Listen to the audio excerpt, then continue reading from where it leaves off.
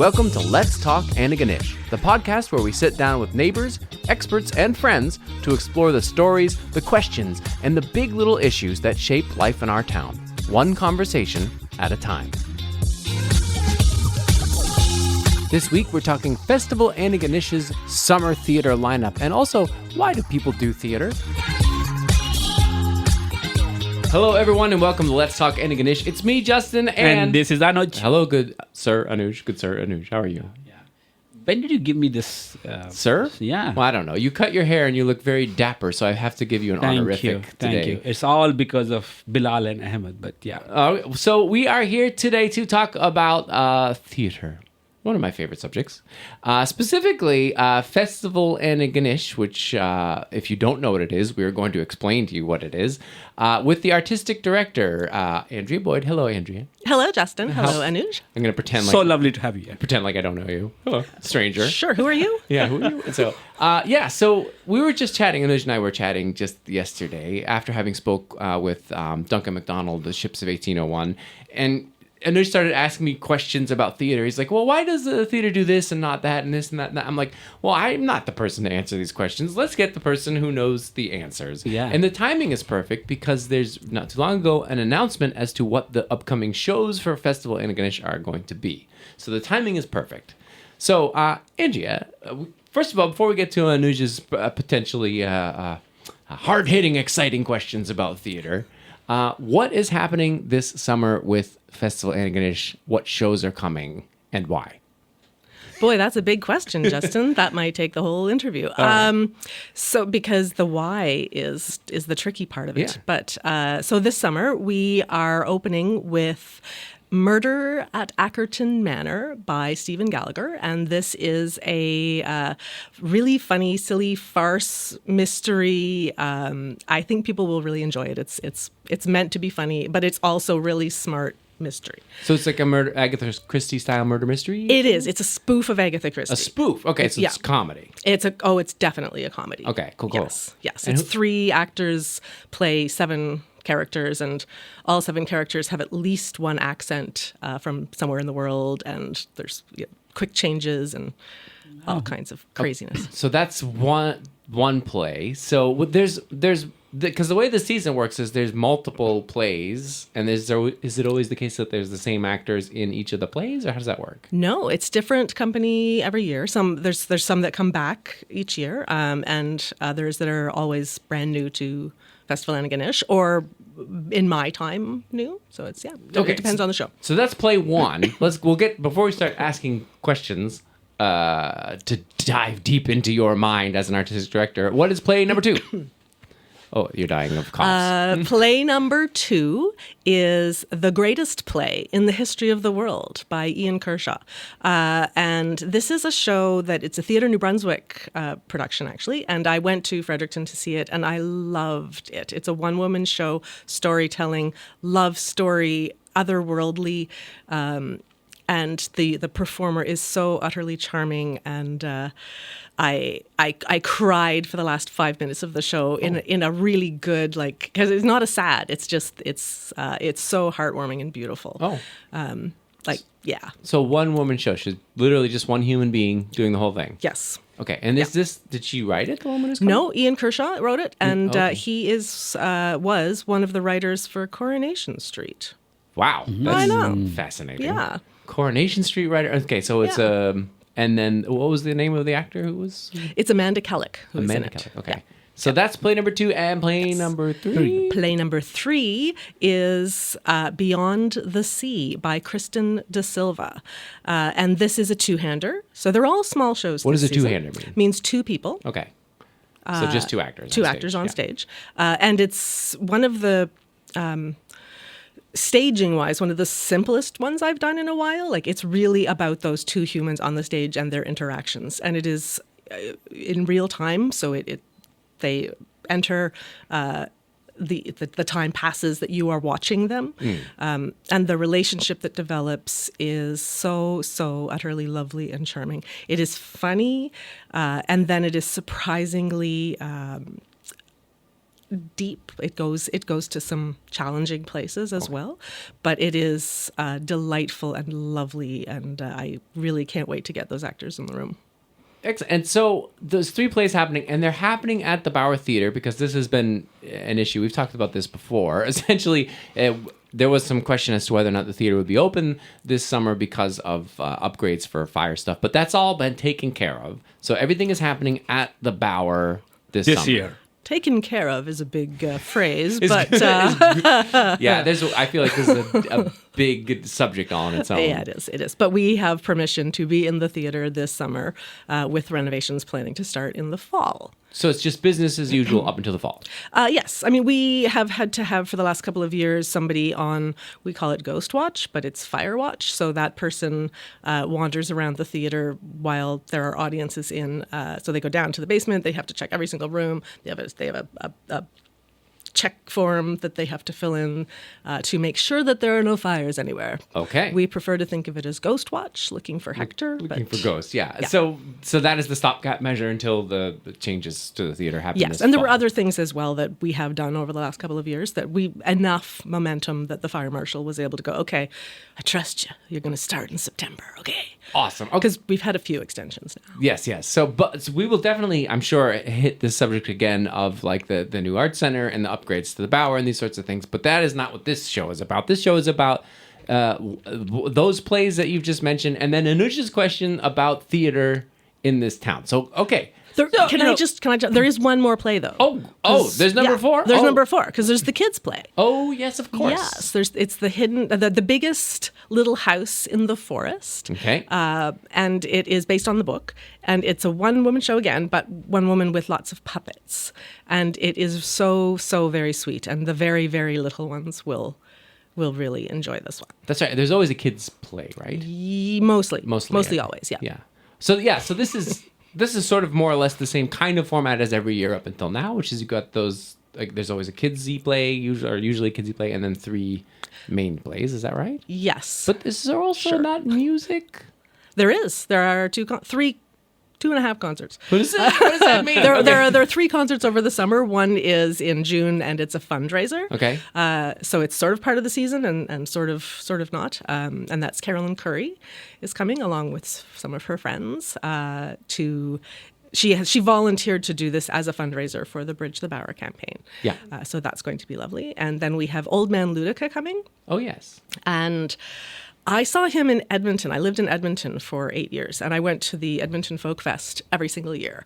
And it's a giant, enormous event. And there's one big stage, and then there's all these small stages. And he was at one of the small stages, didn't know who he was, sat there, and was completely enchanted and cried and laughed and really, it's of all those years at the Folk Fest, it's one of the things that I remember the most. Turns out he lives in Nova Scotia. Yes, that's right. So he's coming to our theater, and I can't wait. Awesome. And then our other concert is Ian Sherwood and Friends. And Ian is in our second show. So he and Stephanie McDonald are in Beyond the Sea. And Ian, while he's here, is going to do an Ian Sherwood concert. And it will also be Ian Sherwood and Friends. Oh, okay, cool. And he did a show last year or the year before, I think? Something like that? No, Ian He's never done a show here? Not in my time. Oh, okay. Maybe I'm misremembering. Steph has. Stephanie McDonald has. She was our Sherlock. Our Ms. Sherlock a couple of years ago. Yes. Oh, and we didn't mention in the first play the actors. Is that okay? Yeah, please mention your actors. Karen Bassett.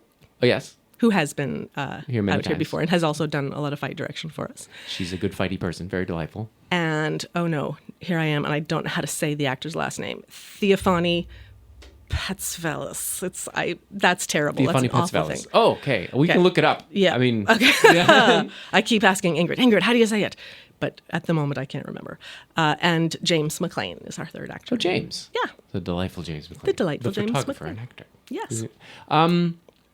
That's it. I think that's all of the information. Anuj, are you ready?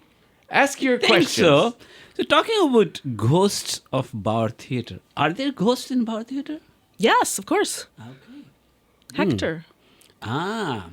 Yeah, we did a whole radio play about it in 2020 during the pandemic, which we then staged with our Theatre Antigonish, our community theatre, a couple of years ago, which was challenging because Laura Teasdale and I wrote the radio play.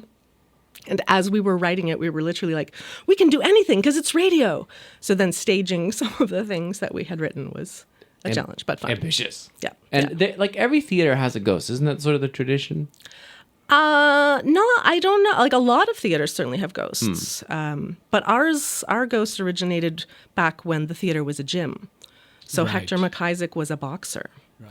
And so When was that? Pardon me? What year would that be? Would you remember? 50s, I think. Okay, 1950s? Yeah, I think so. And so before I got here, there were lots of ghost stories about Hector.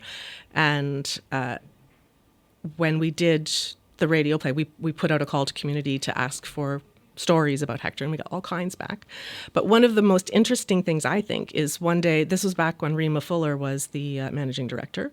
She heard voices downstairs in the lobby and went downstairs, and there were people who came in, and they were like, we had a relative who died here in this theater. We just wanted to stop in and see. And Rima was like, was his name Hector? And they were like, yes. So we found out it was Hector McIsaac, and he had post-polio syndrome, and he was boxing, and he died in the ring. His heart stopped. Yeah. Wow. I think we That did a whole episode on ghosts. You remember, Anuj? Yeah. A year ago. Yeah. Yeah, I think Hector popped up then. But for so give us a rundown, give me a rundown on, how did the Bauer Theatre come to be in Antigonish, and how has it thrived and survived all these years? How has it moved and shaped all these years? 50 years ago, or 51 years ago almost now, the university, St. FX, closed down their drama program. And I don't think it had been a program that had been around for a long time, but there had been theater in the town and on campus for a very long time, and it was a lot of the nuns and priests who were doing that. But when they decided to close the program, they didn't want theater to completely die on campus. So they hired an artist in residence, James Colburn. And that's how that relationship started. And so he started Theatre Antigonish, which was started as a town and gown theatre company, so community and student amateur theatre. Is it a registered charity? As a registered charity, yeah, nonprofit registered charity. Right. And when Addie Doucette took that on a few years later, and she was there for a very long time and really shaped it to, I think, what it has become. And then in 1987, Festival Antigonish started as another separate company, but it's with a professional mandate, a professional summer theatre mandate. And it began partly just out of, I think, an artistic director going, let's do this. But also the community and the businesses in town were going, we need a summer theatre here. We need to bring people here. And the McLeods were the first folks to donate anything to Festival Antigonish, and they donated the funds for the registration, for the nonprofit registration. And initially, the first few seasons were very, very tied to the Theatre Antigonish actors, and over the years, it has become more of a professional company, and we now import a lot of people from Halifax because we don't have a lot of professional actors in town, a lot of fabulous and wonderful actors in town, but not a lot of trained and professionals. So a lot of people are coming in from out of town. Right. And so you have Theatre Antigonish and you have Festival Antigonish. And Theatre Antigonish is much more community-oriented. And Festival Antigonish is where you bring professional productions that you curate and bring to the town. Is that fairly accurate? Yes. Okay. And the two organizations, so they're two completely separate, and they are not St. FX organizations, but we have a strong partnership with St. FX. Right. And both of the organizations now have the same people on their board of directors. And that we changed that governance a few years ago just to keep things a little bit easier. It was, one board didn't know what the other board was doing.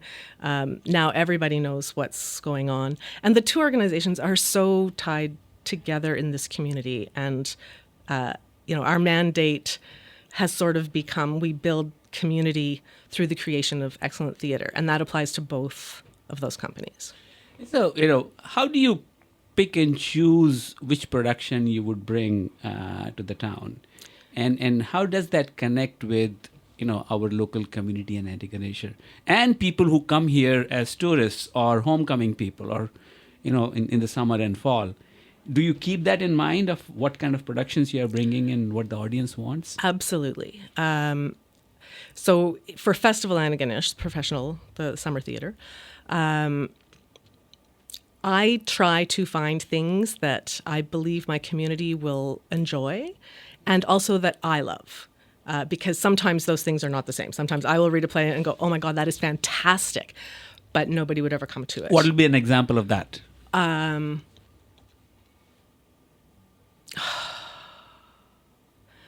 can't remember. It's a Michel Marc Bouchard play, and I can't remember the name of it right now.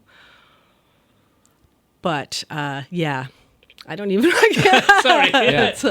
What I'm trying to get at is, are there ways in which your mind functions and as an artistic director to bring certain plays and not other plays? Yes. So I want plays here that bring positivity to the world.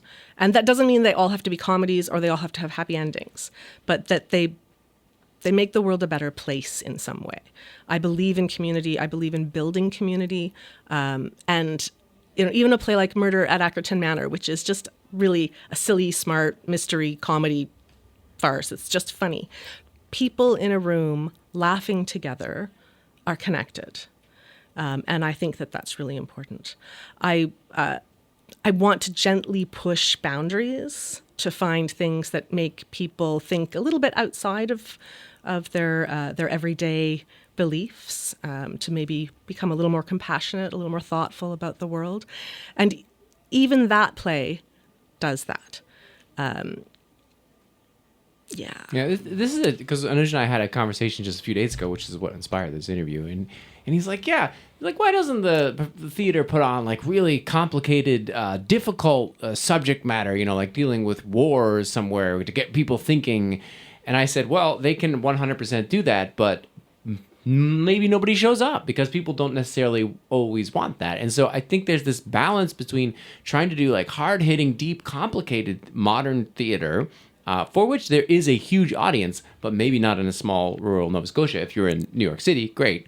We're not. And so you as the artistic director are probably balancing, you want to do really important, deep, complicated theater, but you also need to have people come see the show. So somewhere in that balance, I guess that's the part that is tricky, I imagine, for you. It is. And if we don't sell tickets, we die. Yes. So it's I know there's probably people that are going, take more risks.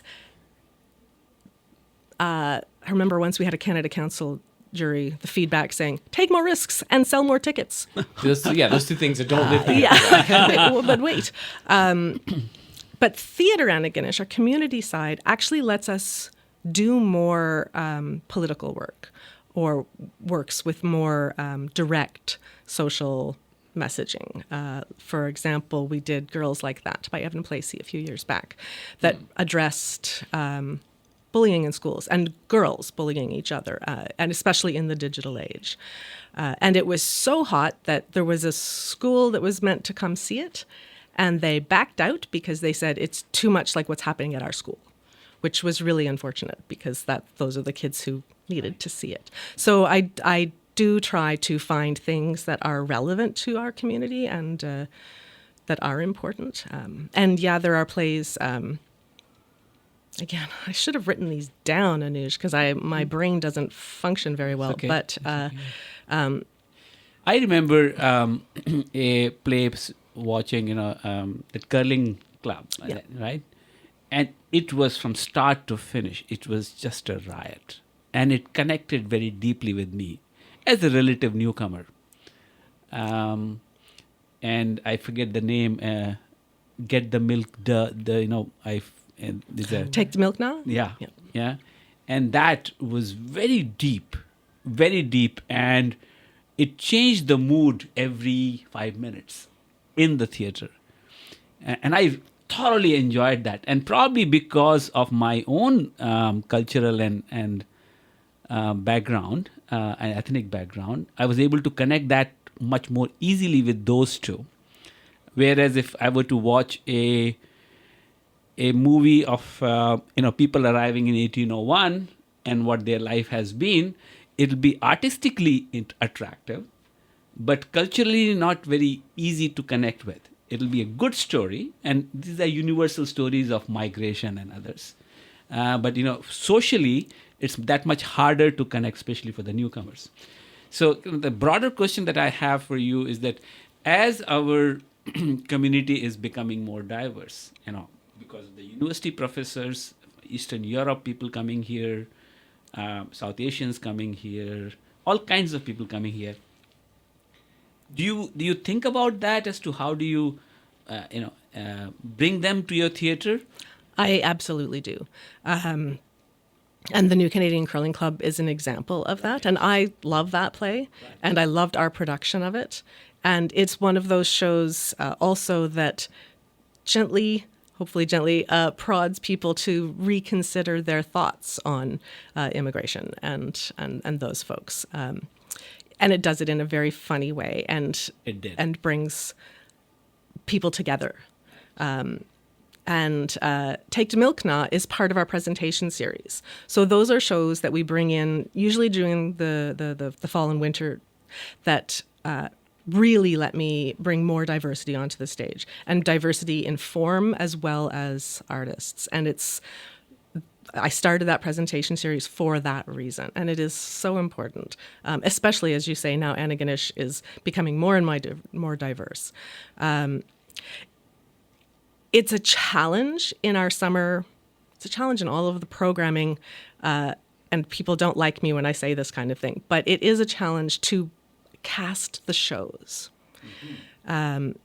And I'm always weighing casting from Nova Scotia versus casting from the rest of Canada. There are only so many actors of color in Nova Scotia, and they're fabulous and get booked really quickly. So it is always a challenge. And if I program something that requires that kind of casting, we have to have lots of advance time to make sure that we can find that actor. When we were casting the New Canadian Curling Club, it was a challenge to cast that show. And I loved the cast that we ended up with, but it was a challenge, especially the Syrian character. Right. Yeah. This reminds me a little bit of other industries like Hollywood or the book publishing industry, where I feel like each studio or publisher has two things that they're doing. One, they're making a book that they know is going to sell, like a celebrity, memoir or whatever, or just like a big Marvel stupid movie. But then they also produce these smaller books that they know aren't going to sell well, but might win a prize, or like some famous literary prize or an Oscar. Right. And so usually those sorts of films that are winning Oscars are not huge blockbusters earning a lot of money, and so they need the other ones to earn money. So I feel like there's two things going on at all times. One, complicated things that people really want to think hard about, and they're going to learn lessons like you did with the curling club. It's important. But nobody's going to go see necessarily, or not very many people. And the show that, like, if you book a murder mystery, sort of Agatha Christie style thing, people are going to come see it. Like Ships of 1801, there's an inbuilt audience. And so you've got this sort of, they're not competing, but you need both in order to be a successful theater. Have I characterized that correctly? Yes, but I'll say the New Canadian Curling Club was one of our best sellers. It's true. I was thinking that too. Like you can have that sweet spot sometimes. Yeah. So you did a good job there because you managed to get both and circles. That's Mark Crawford is a genius, the playwright, at writing plays that are both accessible and funny and really make you think and carry some important themes. But our presentation series, again, that one often I will bring things in that I'm pretty sure are not going to sell a lot of tickets. Yeah. But that the folks who do come will love it An example of that is the Hello Crows, which is a Wabanaki group from New Brunswick. Yeah. And they are fantastic. Like, their music is so good. The harmonies are great. Their storytelling, and, you know, they're talking about residential schools and important things, but in a way that is so hopeful. So we, you know, our hearts open in that audience. And it was less than half full, my theater. But afterwards, I have audience members coming to me saying, thank you for programming that.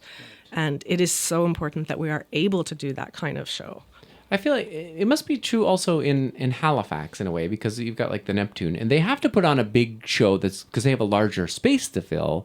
But at the same time, they also want to put on these smaller productions that aren't going to fill the space. So I feel like, is this a problem that you see everywhere with theaters? Because even in Manhattan, for example, I imagine you can't have a small, complicated, weird show in a large theater. It will never sell. And so everybody's always making calculations. Is that? Do you think that's true across all theater? For sure. And Neptune has 2 theaters, which is wonderful. So they have their big house, but they have a smaller theater where they can do some things that don't need to sell as many tickets. Interesting. And we do have 3 main stage shows this summer, but one is a presentation from away. And we used to do shows in rep. So that means that we had 3 plays by the end of the summer all happening together. So Thursday you could see one play, Friday another, Saturday another. Oh, I see. And in that model, it was a little bit easier to choose a risk play because there was that third show that they were producing. We had to move away from that model for a lot of reasons: financial, human resources, and also now we can have better production values because the set doesn't have to come on and off all of the time. But we no longer have that sort of, and this is the Festival Antigonish Summer Theatre, we no longer have that spot of like, yeah, okay, these 2 shows, I'm going to program something that I know is going to sell, and then the third one can be maybe not a comedy, can be maybe something a little more serious. So if we were to pivot from the commercial side of things to artistic side of things, you know, as artistic director, you know, what part of your job you really enjoy? You know, how do you kind of, what makes you an artistic director for Festival Antigonish?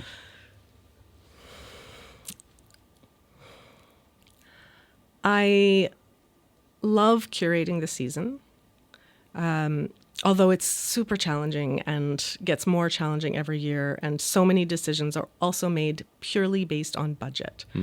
So when I'm putting together a season and I'm trying to balance the budget on it, I go, okay, I can't do a play with 5 people. All right, can I do one with 4? No. Okay, can I do 3? Okay. So it's frustrating, but also really rewarding.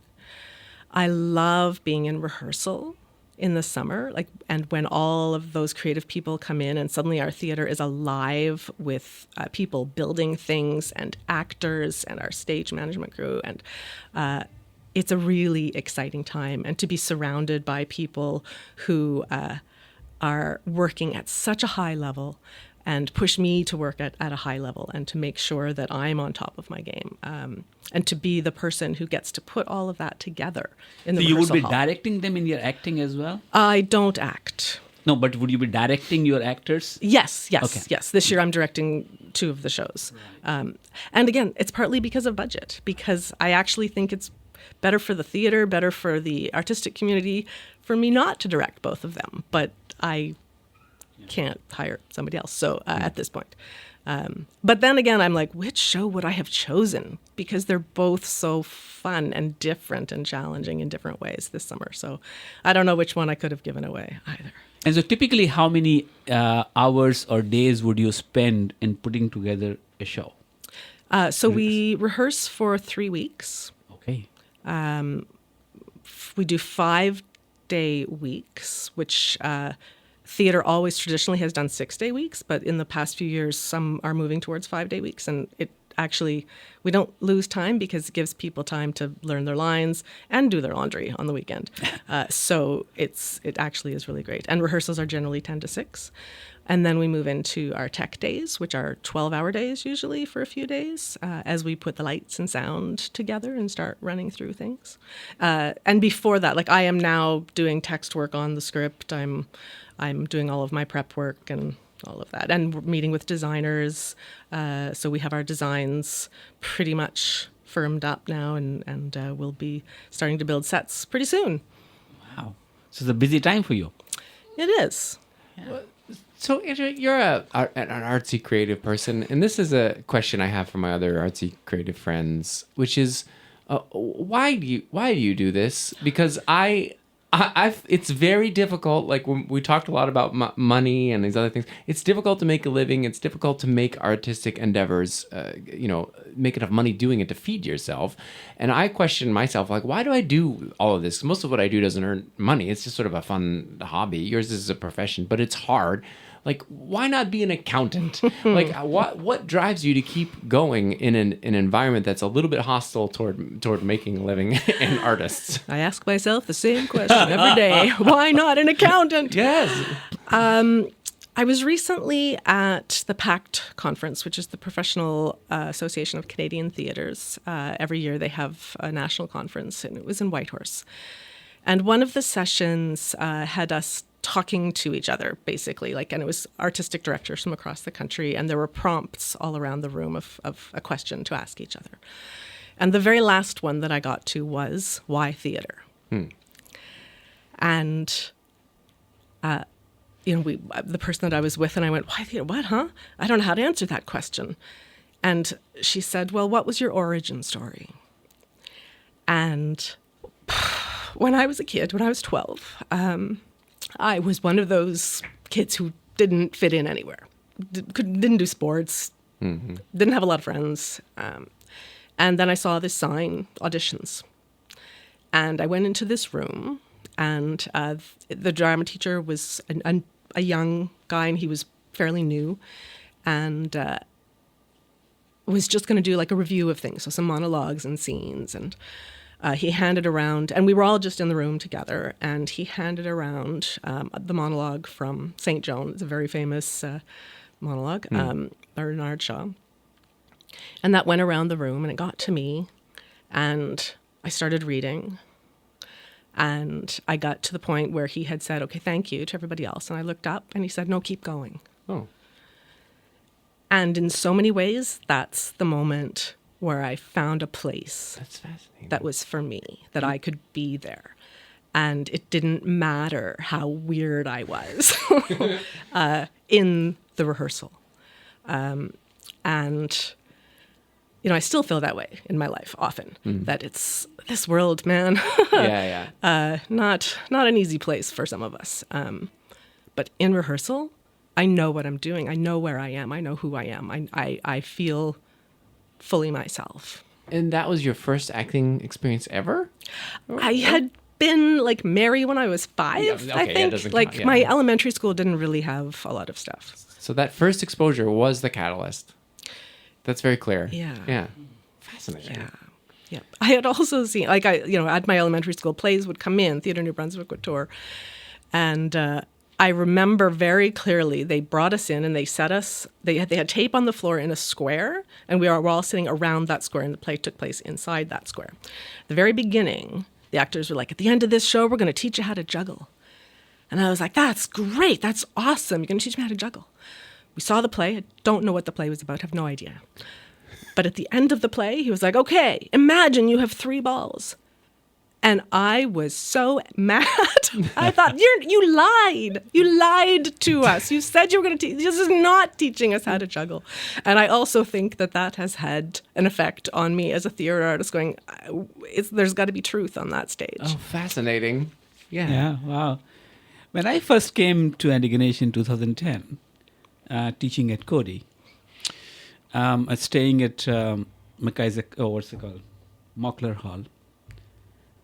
And so I would pass through that building of Bauer Theatre. And there is something about Bauer Theatre, the way it is done.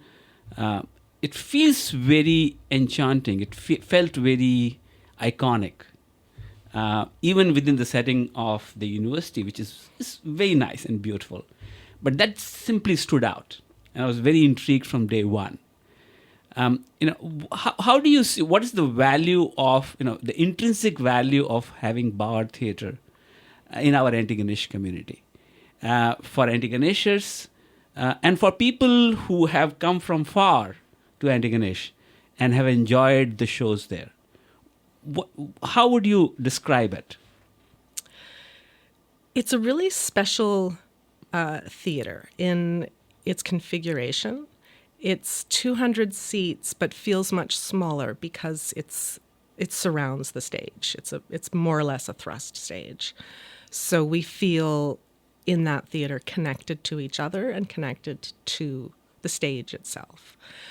So I think that just that is a big part of its strength.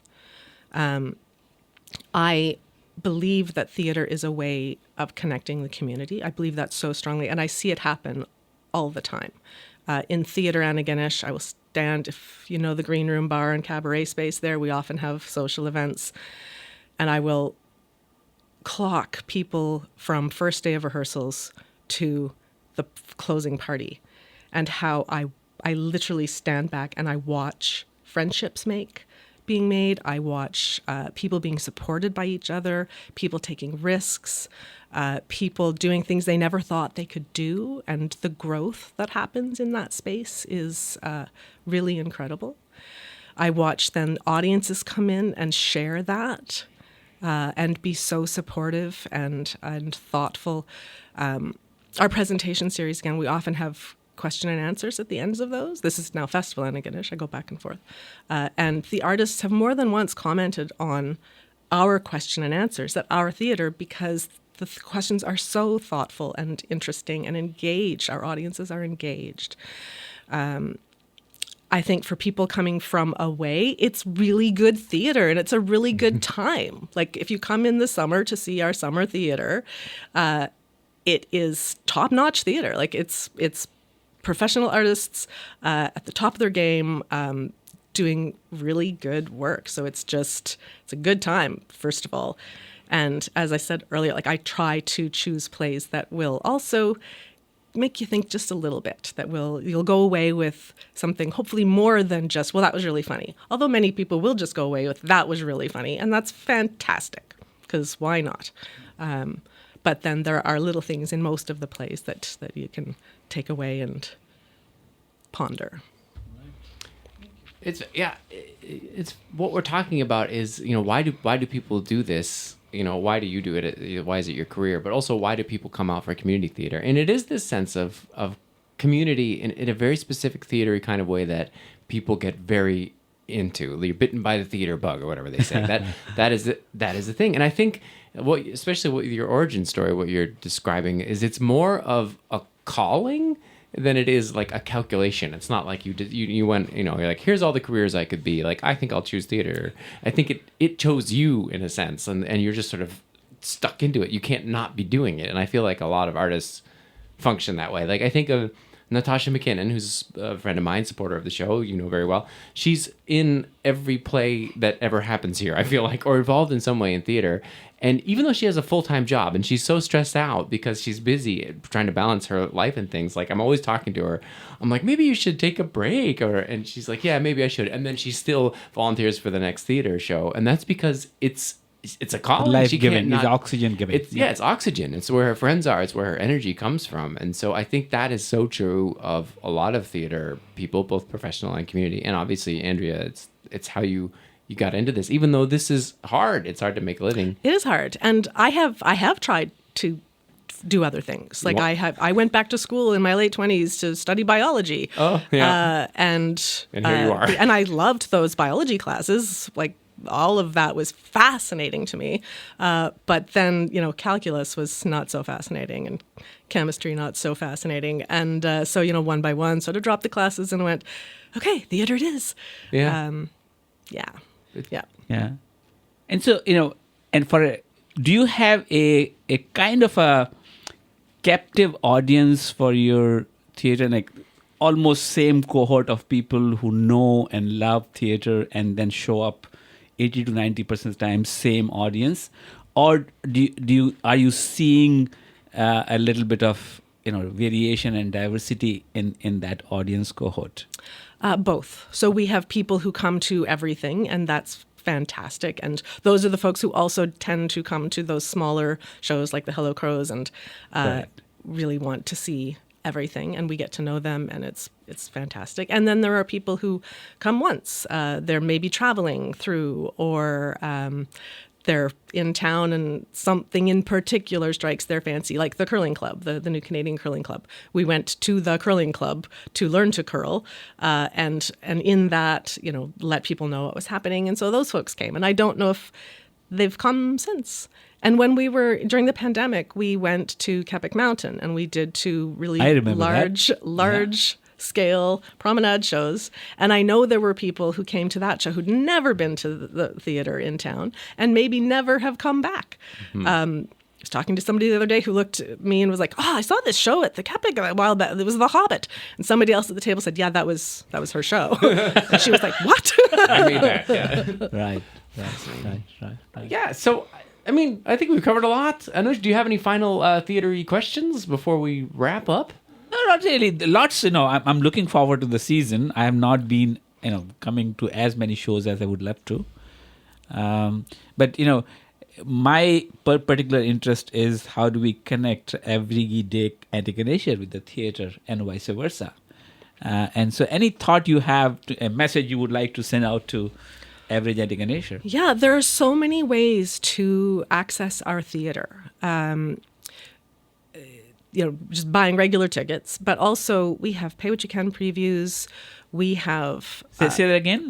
Pay what you can previews. So the preview night, which is the first time an audience sees the show, it's the night before opening. It's pay what you can, so people can come to that. We have a Pride night where there's a party before the show that celebrates diversity. We have an arts and cultures market that's happening. We have relaxed performances for folks who would benefit from a more relaxed environment in the theater, and we keep the house lights on a little bit and reduce some of the sound cues. So there are so very many ways that people can come in and connect. If you want a deeper connection, volunteer. Our ushers in the summer are all volunteers, and there's other ways of getting involved, even in the professional theater as a volunteer. And then, of course, Theatre Antigonish is all volunteer. So people can come out and audition for shows. They can come out and be stage managers, designers, run the lights. There's so very many ways people can be involved. And so finding out how to get tickets and all that sort of stuff, more information, I assume there's a website of some kind. You could just Google Festival Antigonish, but what would you recommend? I would recommend festivalantigonish.ca. That sounds logical. Sounds like a good website. Well, I guess that's it. I think we've done it. We've covered everything. All right. Thank you, guys. Well, this was fun. Yeah, thank you for coming in, and best of luck. Break a leg with the season. Thanks. We'll see you there. Absolutely. I'm always wonderful. There. Yeah, exactly. Can't get rid of me. Thank you for listening to Let's Talk Antigonish. A huge thank you to Whidden Park Campground, one of the sponsors of Let's Talk Antigonish. If you like the podcast, don't hesitate to subscribe. Just go to letstalkantigonish.ca and click. Voila! You'll receive new episodes right in your email inbox. This podcast is a labor of love. Please consider making a contribution, small or large, maybe a monthly subscription. A thank you to all of our supporters and subscribers, especially our paid subscribers through the Substack. You are really helping us to keep this podcast going, and we look forward to expanding it in the future. Let's talk, Antigonish.